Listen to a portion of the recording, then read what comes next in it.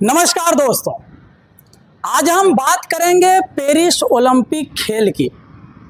Paris Olympic खेल में आखिर इस बार किन किन देशों ने कितना कितना गोल्ड मेडल लेकर के आया और कितना कितना सिल्वर पदक लेकर के आया। सबसे पहले हम बात करेंगे अमेरिका की। अमेरिका ने 4 जुलाई 2024 को अपना 248वां स्वतंत्रता दिवस मनाया और भारत भी अपना 78वां स्वतंत्रता दिवस मनाने जा रहा है। हम बात करें अमेरिका की तुलना में भारत की, तो 170 वर्ष पहले भारत से अमेरिका आज़ादी प्राप्त कर लिया है। 170 वर्ष पहले अमेरिका ने भारत से पहले आज़ादी प्राप्त की है। लेकिन आज अमेरिका भारत से कितना आगे है, अमेरिका अपना योगदान किस तरह से ओलंपिक खेल में दिया है और अमेरिका लगातार किस तरह से आगे बढ़ता जा रहा है। हम बात करें अमेरिका की, तो अमेरिका ने इस बार ओलंपिक में कुल 40 स्वर्ण पदक लेकर के आया है,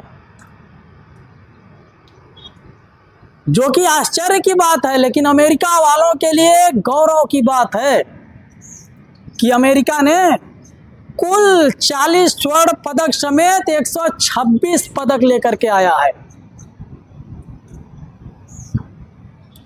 और बात करें अपने देश भारत की, तो भारत इस बार शर्म के साथ कहना पड़ रहा है कि भारत इस बार एक भी स्वर्ण पदक लेकर के नहीं आया है। अमेरिका ने, हम मानते हैं कि अमेरिका ने भारत से 170 वर्ष पहले आज़ादी प्राप्त की है, लेकिन अमेरिका कितना आगे बढ़ गया है, अमेरिका कितना आगे है भारत से कि 40 स्वर्ण पदक, यानी वहाँ के खेल मंत्री, वहाँ की प्रशासन, वहाँ का खेल मंत्रालय अपने खिलाड़ियों को लेकर के कितना जागरूक है। वो खेल के बाद, ओलंपिक के बाद जो वहाँ के रिजल्ट आए और जो पदक आए, इससे अंदाज़ा लगाया जा सकता है। और अपना देश भारत 50 देशों के अंडर में भी नहीं आ पाया। इस बार कुल 204 देशों ने ओलंपिक में भाग लिया, जिसमें 10,500 खिलाड़ियों ने प्रतिभाग किया और इस 10,500 खिलाड़ियों में भारत ने एक स्वर्ण पदक लेकर के नहीं लौटा। अब बात करें पाकिस्तान। पाकिस्तान जो अपना पड़ोसी देश है, शर्म आ रही है कहने में कि हमें पाकिस्तान एक स्वर्ण पदक लेकर के आया है। लेकिन हम बात करें कि आखिर भारत क्यों इतना पीछे है ओलंपिक में और क्यों स्वर्ण पदक लेकर के नहीं आ पाया। ऐसा इसलिए क्योंकि हमारे देश में तमाम मुद्दों के साथ साथ खिलाड़ियों के साथ भी राजनीति की जाती है।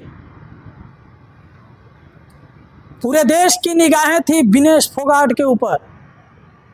पूरे देश की उम्मीद थी कि विनेश फोगाट इस बार फिर से स्वर्ण पदक लेकर के आएगी, गोल्ड मेडल लेकर के आएगी। लेकिन विनेश फोगाट को 100 ग्राम, मात्र 100 ग्राम वजन बढ़ने से उसको बाहर कर दिया जाता है। कहाँ था खेल मंत्रालय जो खिलाड़ियों को मेंटेन करता? आखिर वो लोग क्या कर रहे थे? देश के सबसे बड़े खिलाड़ी के साथ इस तरह से होता है, जो गोल्ड मेडलिस्ट है, जिसके ऊपर भरोसा है कि गोल्ड मेडल लेकर के आएगी, लेकिन उसके साथ इस तरह से होता है कि उसको छांट दिया जाता है।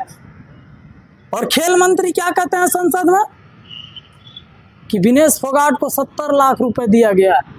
ये देखिए विनेश फोगाट के लिए खेल मंत्री मनसुख मंडाविया साहब क्या कह रहे हैं, देखिए। 7 अगस्त की रात करीब 10 बजे गोल्ड मेडल के अमेरिकी रेसलर सारा एन हिल्डरब्रांड से मुकाबला करना था। जहां तक उनकी तैयारी हेतु सहायता का प्रश्न है, भारत सरकार ने विनेश फोगाट की उनकी आवश्यकता के अनुसार हर संभव सहायता प्रदान की है। उनके लिए पर्सनल स्टाफ भी नियुक्त किए गए हैं जो अपने क्षेत्र के विशेषज्ञ हैं। उनके साथ हंगरी के विख्यात कोच ओलेर अकोस और फिजियो अश्विनी पाटिल हमेशा रहते हैं। अब बात करें कि विनेश फोगाट को तो बाहर कर दिया गया,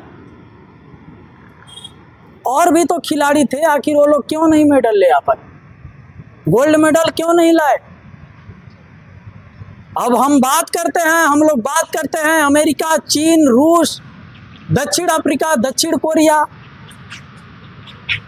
वो लोग तो हम लोगों से कई गुना ज्यादा आगे निकले, क्योंकि ओलंपिक में 40-40 गोल्ड मेडल लेकर के आना एक तरह से बहुत बड़ी बात है। अभी भी अमेरिका ओलंपिक में दबदबा बनाया हुआ है,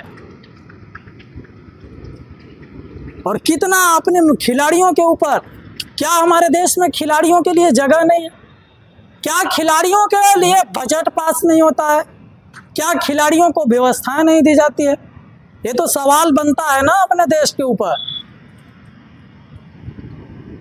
कि अमेरिका इतना आगे है। अमेरिका में कुछ तो खासियत है।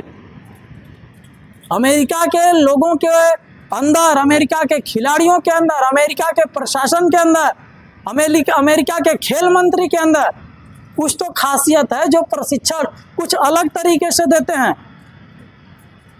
चीन लेकर के आया गोल्ड मेडल, ऑस्ट्रेलिया लेकर के आया, पाकिस्तान लेकर के आया, अमेरिका लेकर के आया, लेकिन अपना देश भारत एक गोल्ड मेडल के लिए तरस गया इस बार।